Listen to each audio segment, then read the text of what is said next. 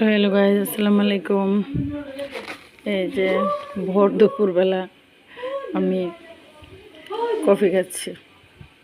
এমনিতে চিনি কম খাই, কিন্তু কফিতে একটু চিনি না দিলে আমার খেতে ভালো লাগে না। কাজের ফাঁকে আমার এক সময় চেষ্টা করি একটু সময় বের করে কফি খাওয়ার জন্য।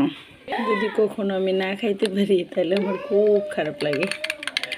এই যে দেখেন, গরম দুধ একদম সর করে কাপের মধ্যে ঢেলে তারপরে হলো যে আপনি যখন কফিটা দিবেন তখন এরকম ক্রিমি হবে।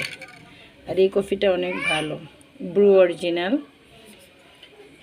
এই কফিটা অনেক ভালো। আমি প্রায় সময় শোরুমে গিয়ে সবসময় খোঁজ করি যে এটার কালারটাও দেখতে সুন্দর, বয়ামটার সিস্টেমটাও সুন্দর। আমি বয়াম দেখে কফি কিনি সবসময়। এরকম কফিটা একটুই হয়, ফেনা হয় ভালো। আপনারাও ট্রাই করবেন।